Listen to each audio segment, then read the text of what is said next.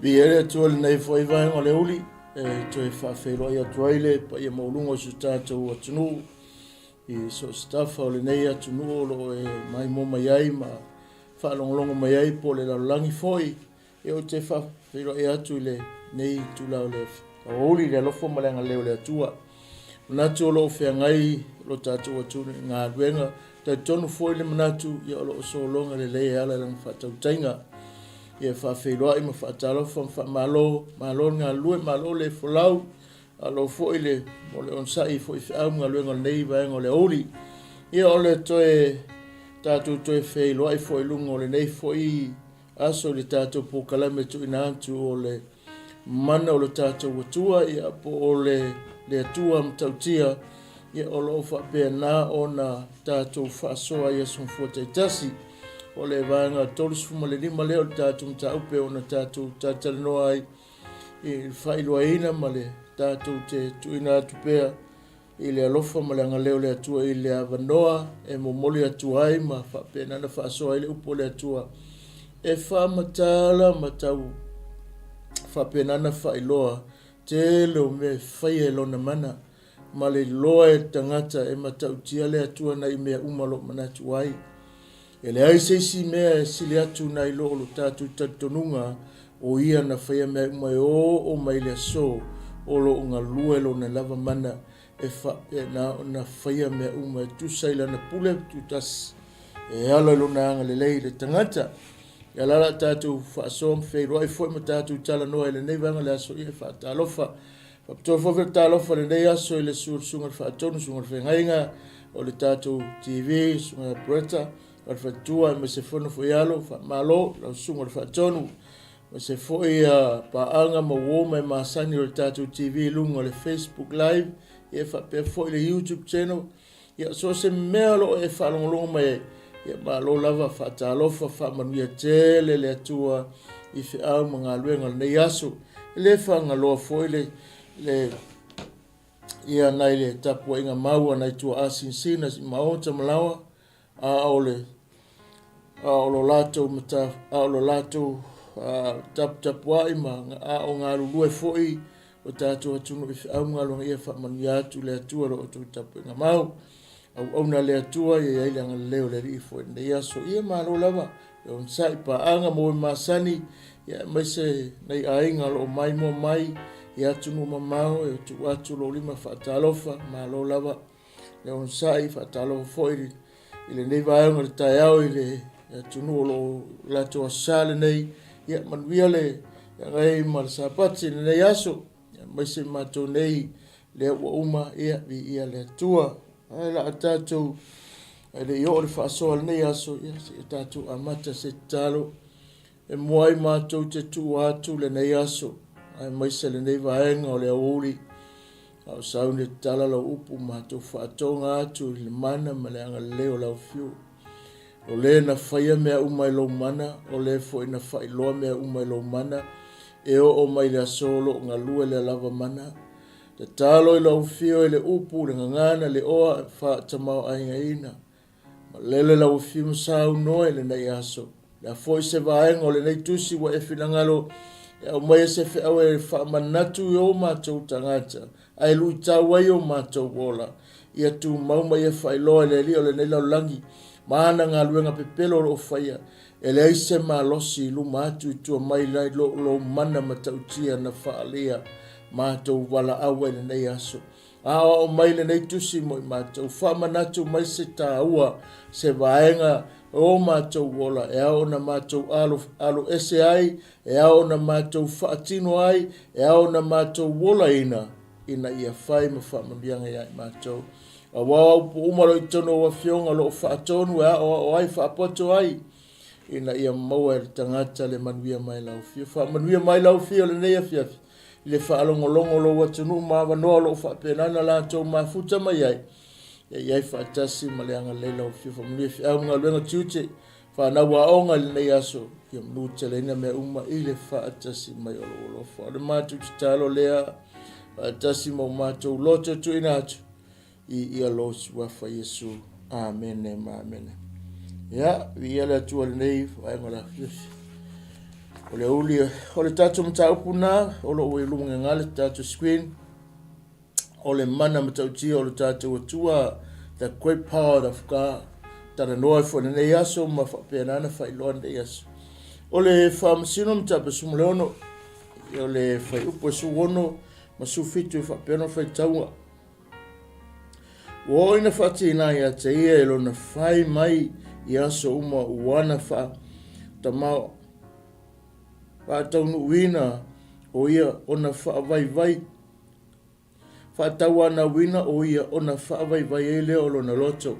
A oti ona taua tuai lea ia te ia o lona loto uma. Ia tafi o lona ulu awa o au o le na sewi o le atua. Talu ina whana mai. A whaia tafi lo ulaulu.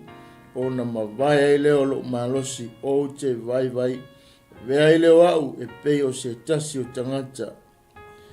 O le taupuna sufuma leono. O na whaipa sufuma leono lo whapena o na whamatala mai ai.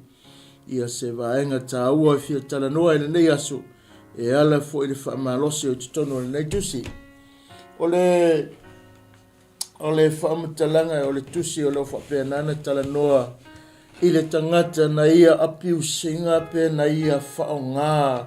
Ina le mana ma whao ngā e le atua o se vaenga ma tautia tele sai longa mai loa lungo le nei tangata. O ele maua tangata uma, ele o tangata uma fo isa e ile mea. A o le tangata na wha i loa ai e se fo ile ngai o inga le atua na ilunga ia te ia. Ma whatau nuu ia te ia le poka lame, ma fuafuanga, ai maise le whaalinga o le itu malosi o le itu le tino. Le itu malosi leo le atua na whaalia i le itu le tino. Sa whaunga i tangata leo Samsoni. O le tala o lo whapenana o mai e ai whaitau i le mataupu atua. O lo o tala noa i le tangata ua ia le kea inga le lei se mea lofa na mai e le atua e te tau o na whaasaunga le muese soifua ma se ola ma sosoani e tangata. O le tangata wanga le puipuia le lei lo na tūlanga saunga le mu ina ia teleng tangata whaasau ina mai i le atu ai ngā malosianga na tu ia i le atua mole tino nei. O le tala po le tala anga fo le tangata ua ia whao ngā se ina le avanoa. Aua le mawhai e ia o na ia tau fi mau ma ia ape na o na whaatuma wina lo na ia lo na alofa ma lo na tatonunga i le atua. Le hafu anga langa le taimi tonua lea na tupu ai le vavenga po le mamalu po le mano le atua le taimi o le sawa inga o le nu. E Filistia ma lantou whapena o na whaapolonga ina i Israelu. Taimi o le so o le sawa o Filistia lea taimi. Ia o kasa pe a whamatalainga a o le taimi o whapena na le aise malose tali atuai a ona o le atua. Se fa solo me le tua tangata e se ia lave ai Israel. Ai o male tu se fam sino mtapu le suma le ono. E o lo fa pe nana fa matal mai e mai mta pa suma fa su lima su ono se fa matal se yo a ilona malo sile. Male o le aso na oti e male temile tu po mele. O se va enga ta ua tele na ave le tua na ia fa manatu ai ma ave le tua tangata le e fesoasoani nate fasia le filio Israel. Ma whaao o ia Filistia, ma whapenana whaamutaina le malosi lo o Filistia i le tua le tino. Ina ia whaaya ina le nuu, ma tangata uma le nuu. A ua vela le tau fiofi lei, ma le o le tangata ma le maualo na loto whaamautu le lei. O le mea lofa na ave le atua ina ia whaasau ina nisi tangata sto tele. Ma ia whapena ana lave ina mai nisi tangata to tele mai le malosi o le fili le tino i tangata sa wā. Le ala na whaonga e le atua le tu e ngā malosi anga ma le fo e tu e ngā mea lofa ese. O whaonga e le tangata soifua ina ia mawhai o na le petia le malosi fo o lesi. O sesi tangata e pe fo o le mea le pule ma le tu e ngā tūlanga. Pe o na atangia mai le tainga le malo Filistia la tau ia le taimi. ia ua whai Israelu mapolonga pe ua whaafefefefe Israelu ia mao o Israelu stulanga pangatia i le taimi. A o le tūlai mai lau Samasoni pe na vasai elo ia le tūlanga whaia ina po le tūlanga mawalalo i le whaia ina le atua le tangata lea la amata mai antami na whasi e Samasoni le ia i Filistia i au vai asingi e se le to inga malos se ina i whaasolo solo mai wa umalola le whai mawhili o Filistia a ua Israelu o Filistia a ua whailoa ia Samasoni mawhili o Filistia ua whailo Israelu mawhili o Filistia po kasa ona ole mea wo o iai ona ole tūlanga tele ua whapenana atangia mai ai le alana matua i onga le ngai o inga wasili atu la le malosi tele o tangata i le whaitau mai o Filistia ma lo lato tiro mai e ese leto e ngā malosi wa ngai mai ai le tangata le na whaamuta ai e le malosi leo le atua le malosi le fili ma na ngaluenga ina ua wa ai mai e ese leto e ngā ngai o inga o leto e ngā tangata soifua so se taime ngā ioi mai le atua i lunga ia te tātou e wa aile ti a polo ma tilo leli o le nila lolangi maana ngā luenga po ana au e winga esele ngā lue lo na mana e o mele so e fai e le ma fai na fai taulia e le ki a polo tātou ilo na le mana o le atua e le ma fai na so ona ngā ioi mai le ti a polo se mea e whape na ona whaatino langa na te lo le leie le aise singa ke ma fai nga o ngā tango e understand e ngā te whape na ona ia fuaina le mana ma le malosi o le atua amata mea le temina mai e le atua le nu sawa ia mose wavenga na whaia whalao ma mea na ia whaia le nu wha solo mai le malanga o nu umana lato wha sang tau mai o wavenga na whai le ala o le mana na whai loa le sami o mea na tutupu le teimi o le malanga lea se ia o mai lawa li tala lea Samsoni e le ia ia se mea tasi na wha atusa iai ele ma fe se singa ia underestimating le power o le atua i lunga o tangata ma lunga o lona nuu ma lunga me la na mana o le atua fa ilo ai o le atai o la nei o le ta tu te fia tala noa i le mata pole sumo le ono o le ta tu tala noa i le tangata i noa Samsoni i le mata pole sumo le ono o le vaenga le na fa pena ona fasotia ai o i foina nei lo ai ona ua se le whaongaina ma le tūlanga ua o Sofia i le langona le tangata. Ma nei le whaonga malosi anga ma le mana o le atua sai le au, sai eilo na au malona malosi le whaongaina, sa la vea i le telo tangata. Sa tele ni se whapenana whaasawina mai, sa tele tangata sa whapenana la vea ina, sa tele tangata na matua fefefe ai, tangata whaamawalunga, tangata fia sili, tangata le lema lona la tau whaalongutala malongutala lo ia i le winga ya Samson. A matarona wawa mamao lo. Aisea. E ese le malosi whaale tino, ese le malosi whaale anganga. Pea o le taimi e iai le malos anga le atua i lungo le tangata. O lona malos anga, o lona mana, o lona sisi, ese o ana vavenga, o lona ngayo inga. E matua matau tia tele ai le atua. O le talala leo te fia whaasoma o fia mumoli le neia fia fi. E whai maru tau ia te itato, e a o maile Samsoni i lo tatou, so i fua au auna i le atua. E a o mai mea tutupu ia Samsoni, e wha manatu ia te au le tau tala. E mo moli fo i se whaamanatu le nai tū le tātou tapua i le tapua inga ma le whaalongolong. E tā ua tele le mea na tupu ia Samsoni, e a o mai ha te au leo te soifu mo ola. O le whata mana o le tangata i le kea inga o lona lea tu inga mea lofa ma tautia na mai lea tua. Ua a o ai lo uola whapea. O le awanoa te soifu mo ola ai. Whapea nana o kia inga mea umo fo me le li o te ola ai. O lo unga lue fo i le ngaluenga le antua o te ngalue ma lo whai te langa. O lona mana le tau te ngaru lue ai. Ele o ai o tātou manta. Ai lo tātou me whailanga o lana forfolanga na tele tua.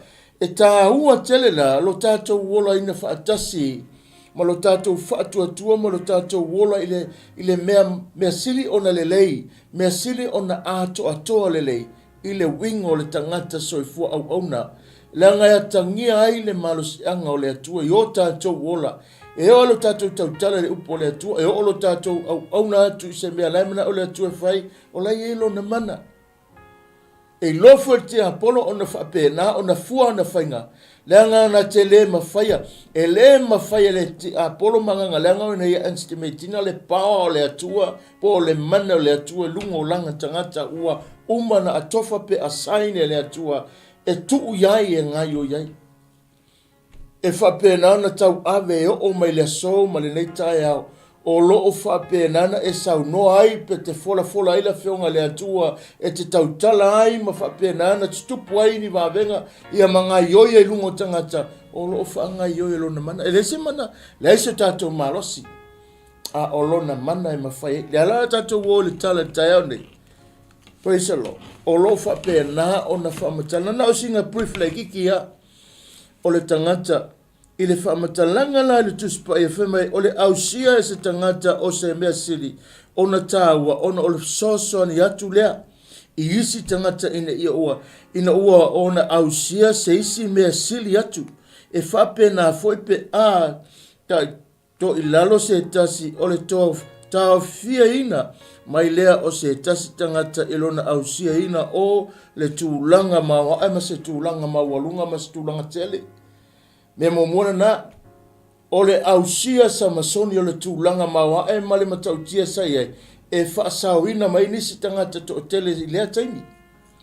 Ma whapenana whaasawina mai le soifua i Saraelu lea vai tau. Ona ua ausia e lea tangata lea tu ai ngā malosi ese mai tangata soifua uma. Le ise tangata soifua umai le soio o matemi ni tere toi mawaile mele tupu ya Samsoni. E le se tangata taimi nei ma whaina u te whasia taka te whia awhere se au vai asing. E le toi maua. Na umalona taima Samsoni umafu umalmena. Ai olo o ngai oi pelo na mana e wha ngata e tau tusa malana lava pule. Malona lava fina ngalo. Ile a wala ua fina ngalo. Oi e wha ngai oi e tātou. Ile mea lai fina ngalo ai. A ole a o a omba manu wha manatu mai Samsoni. E ese le tā ua mua. O tāua le meno no nufu me a whapena foi pe a to ilalo se tangata a tonu ole a tāo fia mai ai le ono o atu o se tas tangata i se tūlanga mawai. Sa whaia e tālila sanga se ngai o inga po o se vaenga titi i leo langa o Samsoni. A sa tūlai mai ei se a fianga tele ina ua ia whaato sina ina ma whaalata ina le vala a wina whaapitoa o Samsoni mai le atua na whaao Sofia o ia ele mata pea pea ma le alia lalolangi ma mana onga leanga ia ia tali la lona winga ma lona winga vai vai e wha vai vai ele langono Samsoni mai uai ina wha le tonu wai le tangata ua asaine le atua o le melo na lua ua wha pea na ona tonu le tala nei o lo wha pea na wha matala ua o le whaata mala o le tangata pe o le melo na lua wha pea o foi pe a to i lalo se tangata a tonu o le a tau fia mai ai le ono o atu o se tasi tangata i se tūlanga mawai o le tupu o se mea ia te au po le tangata pe o le mena tupu ia Samsoni ona ua ia tau fia ua whape nana whaatanga Samsoni le whawhine e na te tau fia mai o ia se tūlanga mawa e whape na o na o iai. E o na tupu tele ailo na malosi lea. Ai ua avea lona whaatanga ina o le whawhine. Ma le whaavai vai mai o le whawhine, ma le ai oinga o le mea leanga lea. Ma le tūlanga i le whaamata pea pea, ma le whaamata puhiti leanga ngai o i le whawhine. E whape nana suia wa whai e ma ngai oinga e tau fia mai ai se winga le leima se tūlanga mauhai. E ta tau ona tupu pea ia Samsoni. Malona soifuanga e mole vala aua le atua. E whape na fo ila le nei aso. I le fe aua le nei tae au. E ono tupu ia te i tātou pe a fai tātou te whaatangani mea vai o leolanga. E na te tau fia le wala au mawa e o le atua ilo soifua whaatasi mo lo wola. I le se o le taimi i tātou te whaongai nai. Ona o le se fo o le avanoa tātou te tuu atu i le avanoa. Ona o le se fo o le ngaioinga ka ko ke whaangai o iai. E afu ai ona maua le ngaioinga lea e na te tuu nei lalo le wala awino le atu i o tātou i le soifua mo le tātou wola. E o le avanoa le na whaia Samasoni. Wa ngalo ya Samasoni o le avanoa le na ia whaia. Le ngata wea whaato i lalo ilo na atua matautia ma le mana matautia o le atua. Ma ia tu ua ai lalo o ia senga yoinga vai ona ole whaongaina o se whaongaina mawa e sa ia teia. Ua avea lalo na whaatamala ma yoinga vai al whawhine ma le tūlanga matapepea leolanga ma le tūlanga whaatawa nau sa iai. Lea ua whapenana wa ngalo Samasoni le ngata wa ia tu ua le tūlanga tele o le atua i lalo. Ma ia tu ua toi ma ia i lalo. Ma whaaleanga ma ia le mele sa iai. Ona o le whaatamala tele o se vaenga sili la. Na le manuia ma o ai se tūlanga le au si ai le pokala mele atua. Ina ua tātou whaatanga le vai le na. O whaatanga le vai nga. O se... Maile ia. O fesos o sosoani o tangata ilo lātou wha lauiloaina o oe. Pe lātou te loa o le iloiloina o oe e lui tauina ai i lātou i avea ma tangata sili atoa ona lei na ilo oe.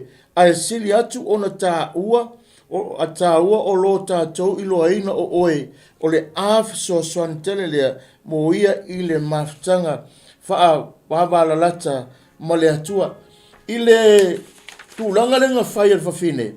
Ma le ngā yoinga atua al whawhine. O le sā na whai ai se awala whaatasi ma tangata sā la tūlanga lango.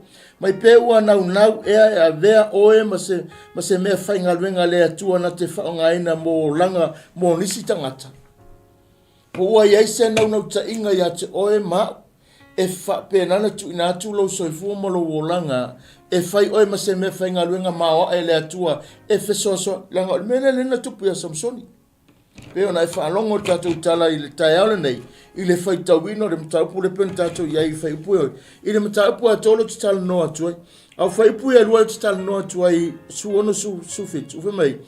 Ua o na whaati ngai a te ia lona fai mai i aso uma ua na wha tau ana wina o ia o na wha vai ei lea o lona loto. A oti. Ona taua tuaile ia te ia e lona loto uma ua whai atu ia te e lei o se tafi lo ulu awa o na naseri le atua talu ina whanau mai a whai e tafi lo ulu. Ona ave lea o lo malosi o te vai e vea fo ia ue peo se tasi tangata vai le mea utu. A le wha matala i le vaenga lea o le tatou tala. Ole whalau te lenga o le tātou mtaupu. Ma ele lesi il vaenga longa tolu whalau te lenga le tātou mtaupu lo tala noa. Olo au mai ele te whaasino manga na mo tātou. Ina ia whaalau te le ai le tātou tala noanga i le tai aure nei. Whamailenga whamata o longa maa losi whaatino. O masale tala whea ngai ai o na whetai ai matalila. Ma ia ma leo mai e leo se tau tal titina ia to tongi ele se tau lai titina ia tongi ina ia tu ina atu ai o ia mole fa fine ele ito ta uale ngo tali le tuspa ia atalu mai le aso ono lona fa ma ono le fa ma oni a Samsoni na o ile malaya ia tia mai le melo lon toluanga fa ma mai o le sosoani o tangata lo la tau fa lau lo ina o oe. Le mele lena whai tangata ia matua oe. E ono nuu ia na mai lima whai na o tupu ia na mai po o nuu ia o Filistian tu whaatasi na mai ma mea lofa. Na mai ma lato mea lofa ina ia ma whai ona tu whaatasi. Ave a ka lila e kokongi e ka lila. Ina ia ma whai ona la whai a ka lila ona ngā lue ne melea. Ina ia tō sina ai Samasoni. Ave ese maile se I whai loa mai pola melea maro si Samsoni. o le ngaluenga tele la le tangata nga fai mai o lona o le sosoani tangata lo la tau whaalau loa ino oe pe la tau te loa o le i loa ino oe e lui tauina ai lo la tau ia avea ma tangata siri atu ono le lei nai lo oe o le tau mawhainga tele la ia na whai e fo e nuu ia e lima na mai mana tau mea alofa fa mene tala tuspa ia e le ngata na mai nuu ia lima mau mai ma mea alofa ave a kalila ia e matua e tango e fa ole ave ato e lo malos o le afo le me ke manga oai e watu lava de mea wo tamo fai tangata nei fa lau iloa o le ngai oinga fa lau iloa tangata nei ina ia mafai ona ina ia maua maile malos angala o la Samsoni ina ia tape lalo fa umatia fa lea ngaina fa pe ngale o langa ti apolo male ngai oinga le fidile fer ke minge ia kako o langa ngai oinga tele ale fa ia so uma se ilonga te oti tulo e malolo le tunga mau e te moe whaatani le aso, pe te tū le whamasinonga, pe te tū le ola e whaavau, e futoa e a mapu lau whaalongo e mea. A o le ngai oinga a ko le whiri o aso uma, taimi uma e ngai oinga malaku lesi lea, sau lesi lea. O le wha ngai oinga o tangata taumwhai ina ia ave ese mai, i tātou mai se wala au tele le atua e le soifua ma le ola.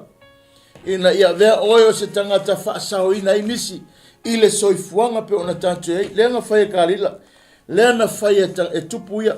Whai mai le whai pumomua mai, ua alu atu Samsoni i kasa, o nei loa ai lea o ia whawhino tāritane wa ia alu ane ia te ia, o na tau lea i kasa o whapea, ua sau Samsoni i nei, o na lātou si o ai lea, ma la lama ia te wai, o i le po, ua au ina le po, i le whai tuto lea mai, ia te ua au ina le po i le whaitotoa le ai ua atoa le po wha lo longo i lantou o lo whapea tātou te whasia o ia pe a malama e le tae au. Ua ta oto Samsoni o i le tūlua po mao o na tūla i le o ia i le tūlua po mao ua tango atu le puipui o le whaitotoa o le ai ua mapou e rua wana wha ia a toa ma le wha mau ua wha e lona ua ma ave i le tumu o le maunga ona whea ngai ma hepe wana. Muli ane ua ia mana o le whawhine i le vanu o Seroka o tā lila lona ingoa. O na oa e lea ia te ia o ali o Filistia o la tau whai atu ia te i le wha o le ole ia te i nailoa o le alona malosi te le pe e te fo i se mea mātou te malo ai a te ia. Ma fusi a te ia ina ia whaati ngā ina o ia. O i mātou fo i mātou te taitasi ma avatu ai a te oe o tupe tasi le afe ma le se lau e tasi ua whai mai tā lila ia wha ia Samsoni se e tau mai e a te au.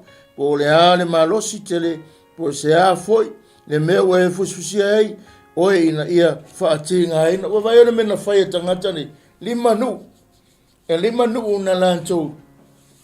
Hao aine mea alofa lea ave a kālila ina ia whapena na mose a vanua e whailoa e kālila ina ia ngā ioi le whawhine. Ina ia whapena na ia wha ngā ioi lo na tūlanga tāritane, wha ngā ioi lo na tūlanga whaateine, wha ngā ioi lo na tūlanga whaatosina ia ngana mai le tangata le mana ue vai le whawhau. Le mea tele le whai ole ngai o inga tele o tangata tamu whai e whapena ona unai se mea sili o ilea tangata na te tōsina mai se mea e whapena na whailoa mai ei.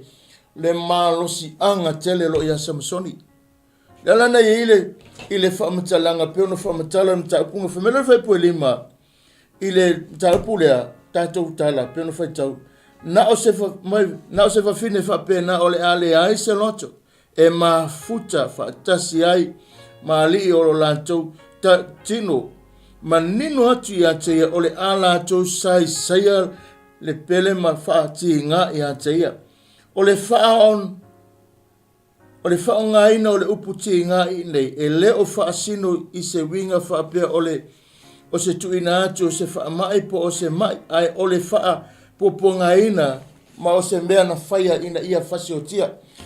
Whai mai le whai po lima ngai ngā o lo wha pēnā na wha matana ona o hae leo ia te ia o leo Filistia o la tau whai atu ia te ia e wha o le ole ia te ia ina ia ilopo le a se malo skele pe se a fo i se mea mātou te malo wai ia te ia ma fusi ia te ia ina ia whaatinga ina o ia o i mātou foi mātou te taitasi ma watu ia te oe tupe e tasi le afe ma se lau e taitasi o le mele tala noa e le o se tala noa se mai vole le tinga e le o whaia se whauwhaunga po se mea whapena o na tupu asa musongi o se mai whaatinga inai po se mai tinga voi o le tala noa le me piko sili o na onga e oti ai o se whauwhaunga o se tapenanga o se ngai oinga e whapena o na whasiotia ai le mea sili o le atua na tuu le tangata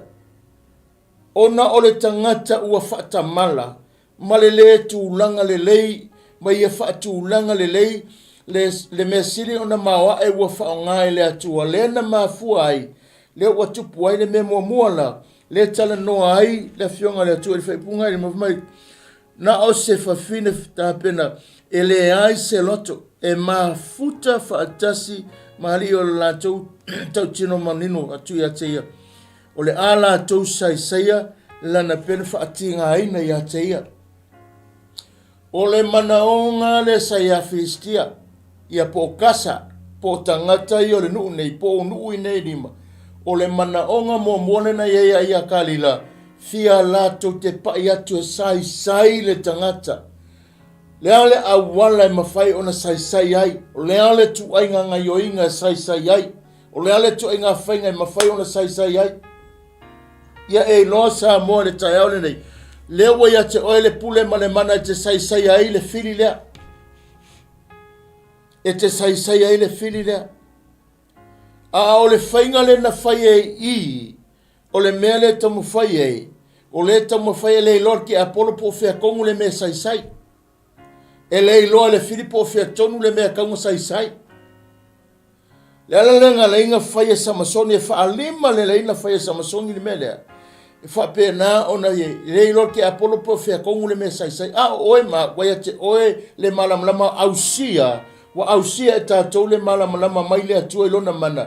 Tātou te whaatonua ai le te Apollo le awala ua whapena na whaasino mai. E sai ai o ia. A le tana lea. E le lor ki Apollo po whea kongu le mea sai.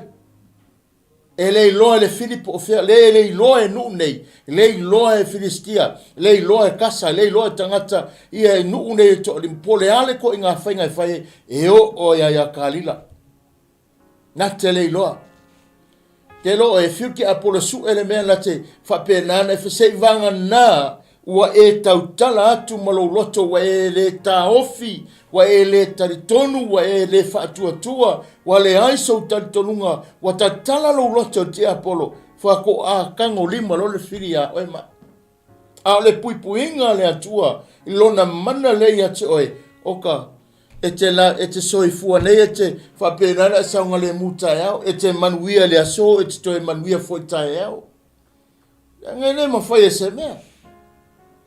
A le whamatala le tala peono whai mai, mai le whai pule tato whai pu mai, o le whaonga ina o le upu ti ngā i nei, e le o whaasino le whaamai, o le whaasino le me piko sili o na sili atu. Le anga whai mai tala tuspaia, ile tuse yone feme ele sisi mena sawete apona sanga oi fasi fa umatia ole ngai oinga ato nu ne lima makalila matanga toma nei ole ngai yo ile me piko silinga uma ole oti tau mo fai ina ye fasi oti tau mo fai ina ye fa umatia tau mo fai ina ye fa tau nu amene yala ngaringa mafua o ono le tangata wana le mafai na ia tau fia ma ia ono sa ia ma ia tu maulo na taritonunga i le atua na te tau fiofi maule mene haleluya na te tau fi maule alofa tau fi maule le anga le lei tau fi maule mana o le atua e whapena o na la vea i ele stangata o le mamalu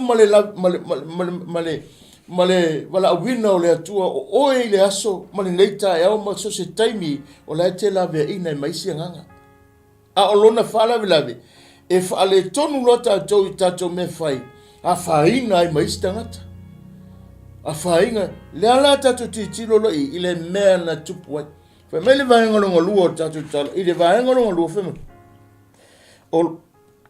o lo fa pena na fa matala o li umai e to alima fa mai kalongola le mena fai o li umai e to alima filistia na fo ai tai tasi le afe te lau e silia atu ya e siliva ia talila a fai o se keli a rio e ono su faseni on na mawai le o le talila le e tusa male fiku se lau male fa mai ali i tai o tasi po le tolu afe lima se lau sfu lau fa inga o le tupele na alua i a kalila awale fa angayo inga o lea fa angayo inga le mesele le ala na tupu o le fa mai ali e to alima ona ole fa alata ina o Samsoni o se au fa inga tele ua fa soani ai le tangata ile au amio tu ma amio le anga o le lalolangi o le tau mawhai mua atu o le ngā luenga le fili e ala mai e ita lila ina ia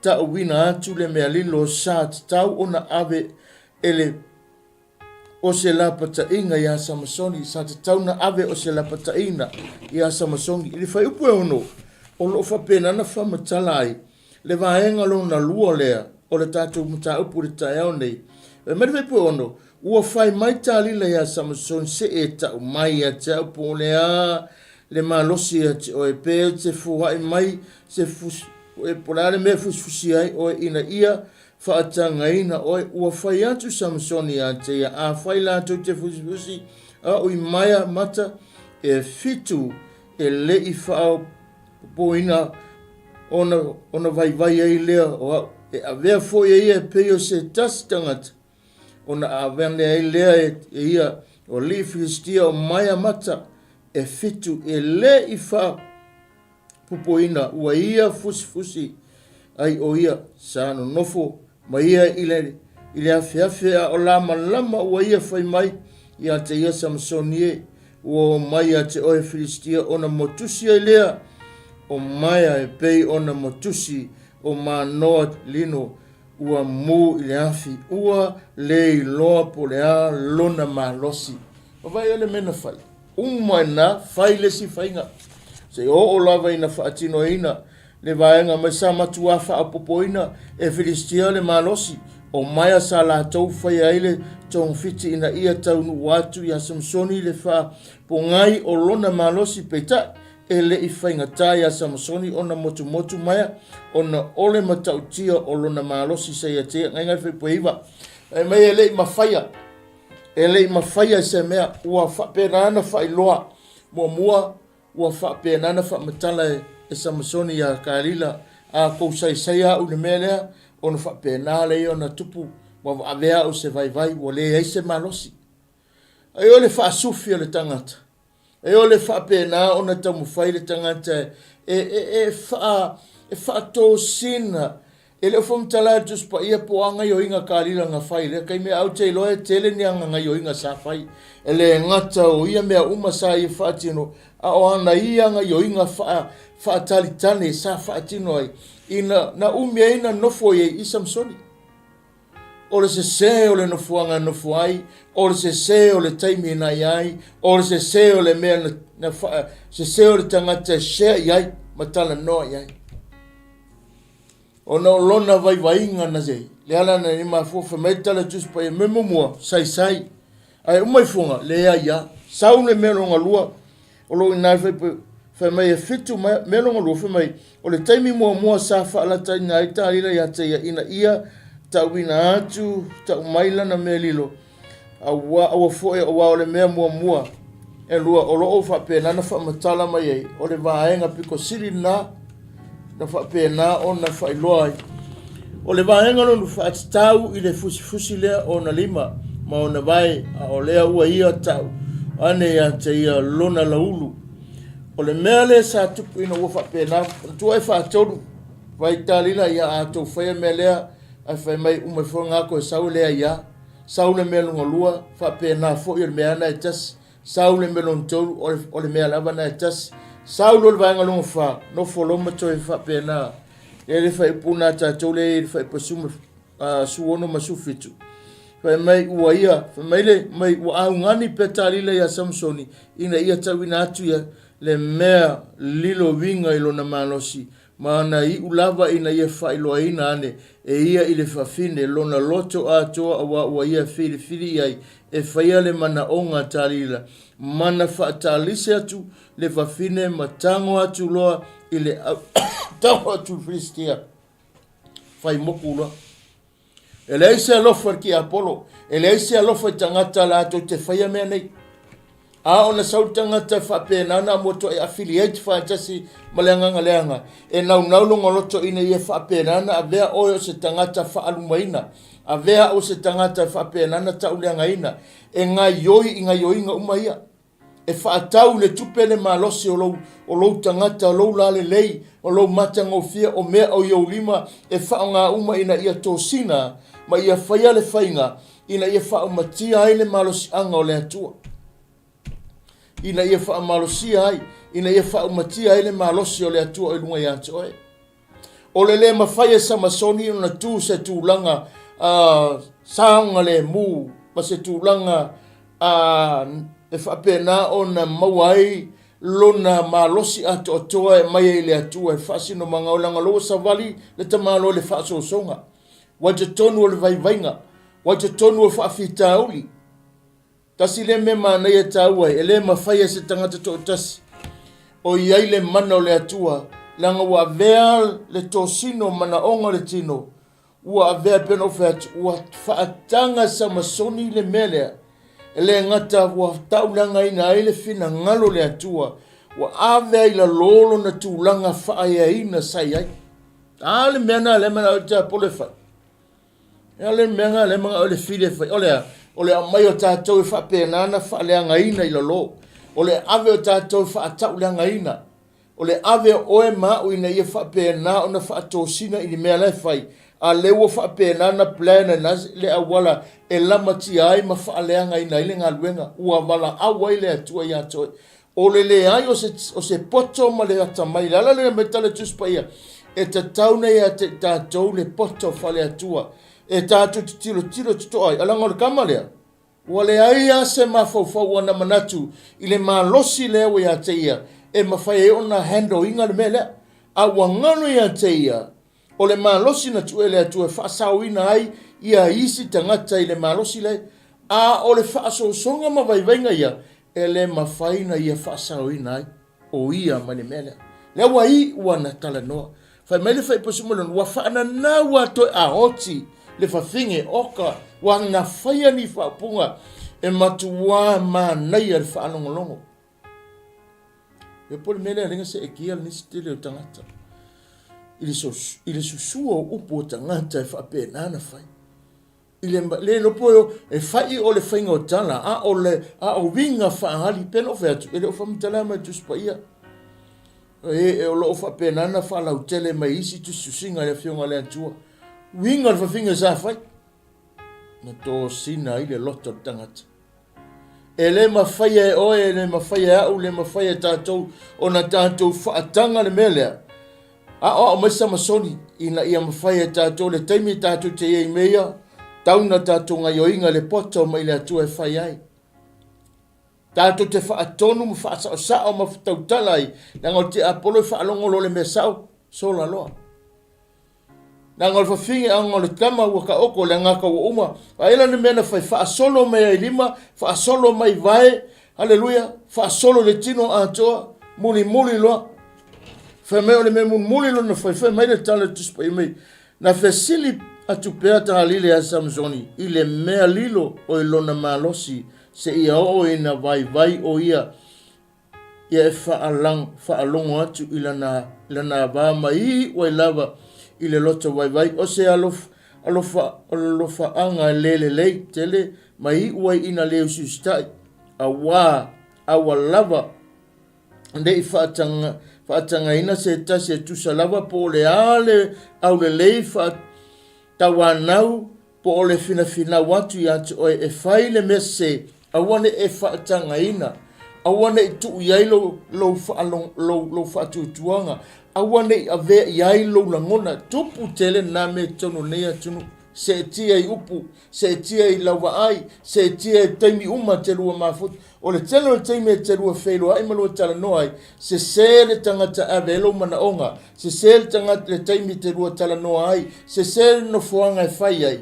walawa le mwhai te apono o nga plan le pa u plan na le fasiotinga plan na le me whapena na tauleanga ina i oi ai ao lana sa o le no fuanga ma sa o le me whai ma le taimi lolo te apolo le mwhai ai a ngore ko kikiroi whai mai wana nā ue ai le loto ma vai ai longa loto mai ue lo nei a ta watu ya kalila mai ue no ia whai lo ya kalila whai lo ya kalila le malos anga sa ia te ia ono le malosi e a Samsoni me lo fa matala fa mai le tauti nonga lea fa matala o le tauti nonga valea tulo o le tauti nonga valea Samsoni malona winga lofa fa valea u fai na fu ai ona tupu le mele fa mele fa matala na fa ala taina Samsoni o ia lava fa tasi malona tua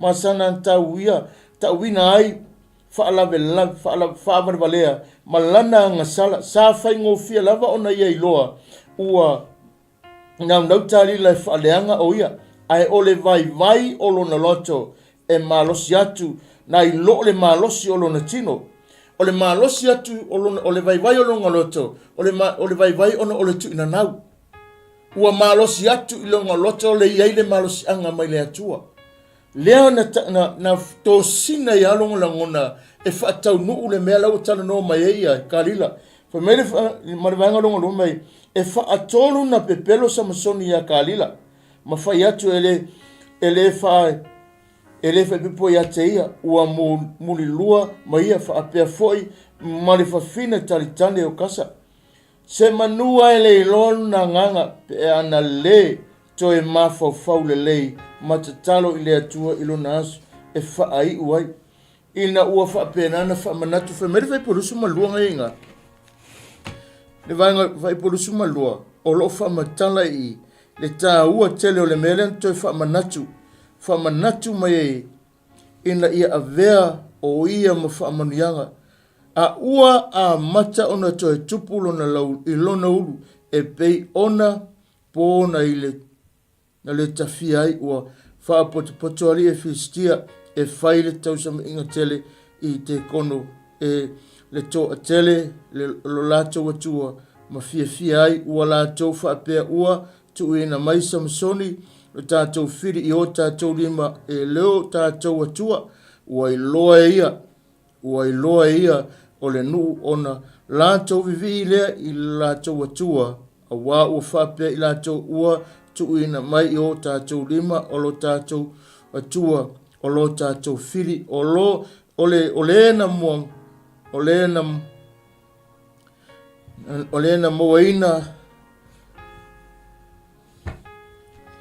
na moaina ai lo tātou whanua mana fasia o tātou e toa tele o ina fia o lātou loto o no lātou whaianelea wala awia Samsoni se tātou ta pisa iai o na lātou a amilea ma Samsoni ai le whare pui o whapenana ta pisa ai lātou o lātou whatuina o ia i le wā o pou o whai antu Samsoni i le taula lea le na whapenana ta ofi rona lima tu umaia eo ya te au se i o tango atu i pou e mau ai lo whale o te wha lango atu i ai sa tumu le whale i tāne whawhine e iai fo i ali mo Filistia sailunga o le whale pe atoa le tolu hafe ngā hafe ma whawhine o loo mai moia Samsoni o loo whaapenana whaatangia o na wala au lea Samsoni a Iova o whai atu le ali ia manatu mai ma whaamalosi mai tau lava o le nei toi mea ni le atuae ina ia o tawi masui whaatasia Filistia i o mata e lua ona lo wai lea Samsoni o pou e lua i totonu a mamau wai le fale lango ai o le tasi i lona 5 taumatau ma le tasi i lona 5 taumavale ua whai atu Samsoni i o woti whaatasi ma Filistia ona punofa ma alosi ai lea ua pa ure fale lunga i ma lunga o le nuu umasai ai sa to atele na fasiotia ia ilona oti na ilona fasiotia a olo ia ona ifo ile ona uso ma le ainga uma o lona tama wala tau si tia o ia maavi ua tanu ia nteia ile va o se ma ese talo ese ta ola ile tuunga mau ma no lona tama o ia fa masino ya sama elu tausanga e luas fulu mele fa matalanga ole vaenga tau o fa pena ona fa manatu ile neita yao ina ua tulai mai le unga ma fa pena ona oti ai Samsoni ole vaenga o lona soifuanga ina ua fa pena ona ia malie e tau le mea lilo, tau le faa le mea lofa, faa manatu, ma ia avea le fafine, wa susua ma faa susulu te tolu faa susu e le upo le fafine talitane, po le anganga le anga, le loto tangata, ina ia matala te tonu longa loto. Uma na sai, uma faa tolu le ia se metas. Leise mena tupu. Ai ola temi ina ua ia whapena na tauina loa. Whai maile tala tuspa ia. Ina ua maua le avanoa. Whai mailo maritala. Ili whai pasuma valu. Ua iloa talila. Ua na tauatu ia te ia olo na loto.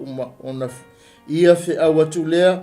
Ma ami ia li o Filistia o lo whaapea. Ina maliu maia. O le toi silinga le nei.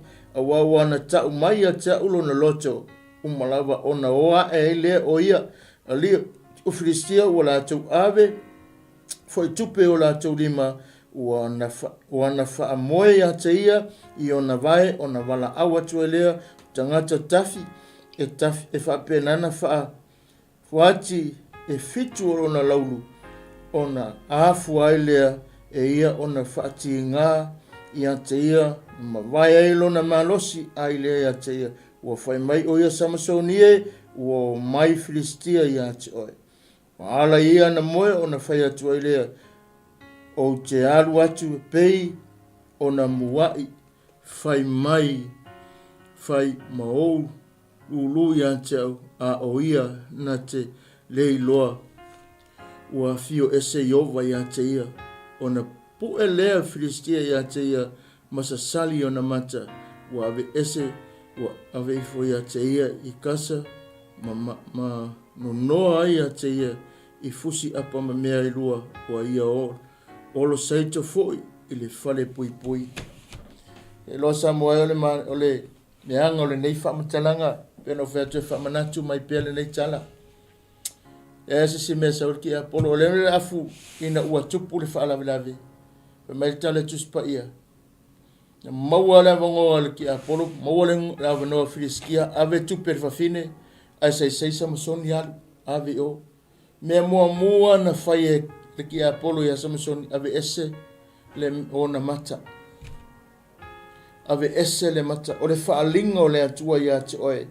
O le mea lo tamwhai te a polo ia te oe, e ave ese mai ia te oe, ave ese mai le mamalu o le atua lo ia te oe. O le mamalu, ai le me manaia, ai le tutonu tala le. Ai le me manaia le tutonu i, whai o le mamalu sai ai. E mai o le malosi o Samsoni e le ita oto i lona laulu, po o lona musele, ai o le whaia, ma le fisota inga na ia maua ma le atua e ala i le anganga pa ia nailona nailunga ia te ia. Whaatasi ma lona whaatuatua i le atua o lona laulu o se whailonga lea o lona tautonga i le atua mana ta uai le whaia lea na ia mauai le malosi o le whainga na ia maua le malosi. O le ulu o le kalesia o Keriso, o le ulu o le tane o le tamaloa ia. O le taimi na ia a titilo ia, o le ulu o Samasoni o le nganganga o le atua ia, o le mamalu sailungo o lo na ulu. Te lo o le meana e le tilo le ti apolo e whapena, o lunga ia o lo ta oto e le mamalu le atua. Le ana leiona nau ia le fili e whapena na paio, se i whapena na ve ese mai le whaunga. E ono te melu ese le mamalu o le atua mai ata ua, ku mai pe le turau o tangata ua le se ola. E tu mai wale ai se wha moe moe, tu mai wale ai le manongi o le ola. Ai o le mele e, whai mai olo ia te ia le ola le atua, le ulu na sa whapenana iai le malosi a atua, o le ulu sa iai le whaunga ma le mamalu o le atua. A saula pastor Paul whai mai, o le ulu o le tane, o le ulu o whafine o le tane ia, o le ulu o le tane o Yesu ia, o le ulu o le kalesia, o Yesu Keriso le na. E ti tino le iai, a whainga le ulu, e te le lona whaale tonu la atula i mai. E te le whaina i sa wa elu ina ua tupu le mele. Ina ua whaina le tangata lo iai le whaatua tuanga ma le malosi ese mai. Ana tua e le atua aisea. O le wha moe moenga sa ia tangata ua le nofo e whaape nana tausia. O lo wha matala na mata upu manai o lo iai tonu mata pasu tolu lua lima. Ma mata su fafa e poe ono se o suiva. O lo wha matala mai e. O mus ele o le musele o lo tino na mafuai e a o le whainga. Ai o le whaia ma le fisota inga ma le fisosoani. Mai le atua na mauai le malos ango le nganga sa inua ya te ia a olo na ulu sa amata mai e. Lala le ngalenga le whaata ngā isis papenana o wane iselea. O le whaatanga ele i whaatanga ina se lauru se mea na te oti ese ina lenga le naseri o le mamalu, o le paia, o le mana, o le malos anga sa iai. Tu mai lo inga, na mau ala avonga te Apollo, ave ese le mana o le atua, ai whapenga lonka alo ke Apollo e whaitau. E alu ese no le mamalu o le atua, mana o le te Apollo e whaitau ngā oe. Pena u whai atu ele i mana o kalilo se mai, e whapena o na tupu le nau ngā sa nau ia mai le ai. Na tasi le wha moe moe o nuu ne e lima ma Filistia a toa ma whawhine, o le wha moe moe ia oti Samasoni ina ia iloa e tangata le malosi le. Ina ua maua i, aisea, wa le ai le loto tangata, le ai se wha atua tuanga, le ai wale popole i le atua. Ua ngalo e Samasoni e leonga o ia ea whainga langa mele whai, a whaina ai marifina ngalo le atua. Fo ile sai te o le malos anga o le atua. Le afe mere whai unga, me ua mai e Filistia sa sali e se mata, ua whai ma mata anga, ua whai ma me whai ai, ua whai ma me wha penana, whai ma tala ula. Wha polonga. O le winga nga o le lia laulange lau whai se o ai na ia, tu mai tangata ule, e kako ke whaka mana loa, e tātu te whata mana ma whatala le loa i le atua malona mana. Malona alofa tu noa tele na wa ia te oema. Ma kako whaia peise i e whaia o se tangata. Pe o le mena whaia Samasoni. Wa pei lava le atua o se sisi tangata. I anga mea le whai. Le ava, le wha alo, le ai masona tu langa se wha apea ifo o ai lea.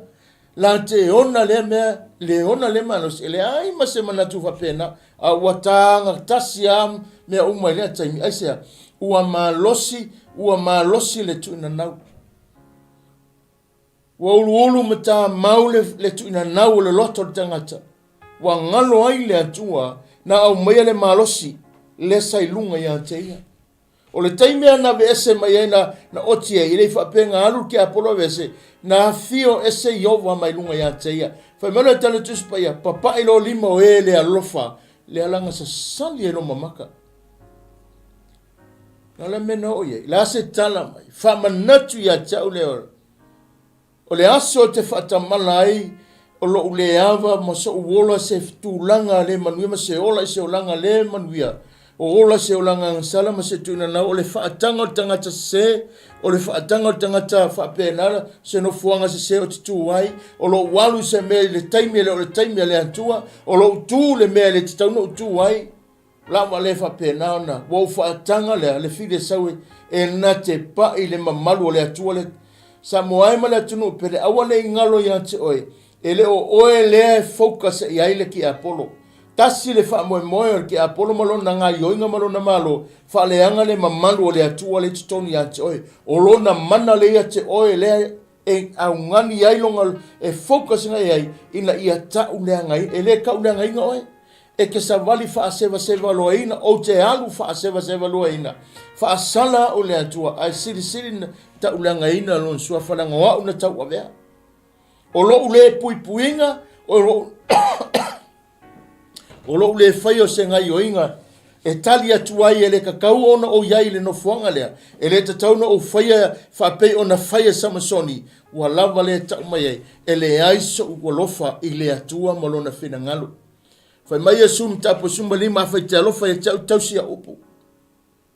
A whai te alofa e whapenana e tausi a polo a inga. O te pui ai, o te lawe ai, o te tausi ai, ina ia avea ma whaamunianga o le tātou si manga soi fonga pe o le tātou iai, ina ia manuia le whaamoe moe.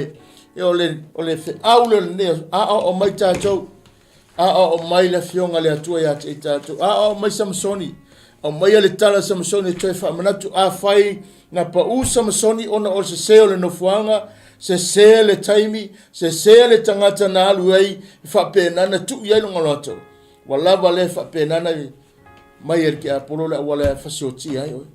O le awala e whasioti ai oi, le se awala te saunga le mua. Sa muai ma le tunu pele, whamanatu ia te oi. O le mana i o le atua, na tu ia Samasoni, ina ia au sia se tūlanga mawalunga e whaasau inai. Fia mai lo tātou wali mai au mai alo na mana. Lawe ina i tātou mai le malosi o le oti, malosi o le tulafono, malosi o le angasala. Na ia lawe ina mai tātou ina ia whaasaunga le mu. E lato umana tari o iam whaatua tuolo suafa na watu e le atuala na manuia. Wa esa o loto te uru fale lo na manuia. Aisea ua avesea, ua ausia e tātou le malosi mai a te ia e mawhai o na tātou whapea atu ai ili te Apollo e le toi ai sau malosi anga. Mātou te whapea nana au auna i le atua i lona mana malona tau tia ua ia whaia moa ono le alofa le atua. Ia whamanua mai le atua le neia fiafi. Whapea nana whamanua le atua le na upu. Se upu fwoi masinga ngana ia whamangalo i le atua le neia fiafi. Ia anga le leile atua whamanua le tapo inga si tātou atuna maise. Na tōro whapea nana talo mai ia alofa ngia le atua whamanuia te le atua le neipo ono Yesu. Amen e amen. Lo mātou ta mai toi whaafo i le vi inga o laua fionga ua whai ma whaamanatu ia te i mātou. Ua whai maola, ua whai ma whape na mori maua ia i mātou le vāanga tāua. O le tāua o lo mātou wola ina o lo wamia tonu. O lo mātou walolofa lea ma mātou o ese mai ai man mātou. Le mana o i whaatino mea le lalolangi o lo whape nana tau mo whai mai. A wai fo ai mātou le malos angai au si ai e mātou le malos e sosoani ai mo tangata ina ia lawe ina i lātou mai le pule le oti ma le tu ina nau le anga ai moise ina ia veo whamunianga i le soifu mara peona mātou mo mori nei aso whai Samasoni maa o mai e mātou le awala e manu malo pe mātou ia babai e se ai mat whamanuia lau fio le neipo la upu o mātou mori mawai, la wafionga wa whai masuri o mātou wai. Iai lau whamanuia le iele po kalame, a maise le whaatonu ar TV, le au whai ngā luenga, le tapu a inga maua si o mātou watanu. Tiu te mawhai wau tutoia na nei awhiawhi. Iai ro wanga le leo mātou talo lea wha maulalo. Mangalo singa ngana le tau tamari. ma le tonu nei aso ai fo le vi inga lo su fa Yesu amen ma amen ya fa so fo ia ma Emmanuel nei fiafi anga le leile atua ile anga ia tu fa manga nei aso lunga ia te o tolu file mo le atua ono Yesu men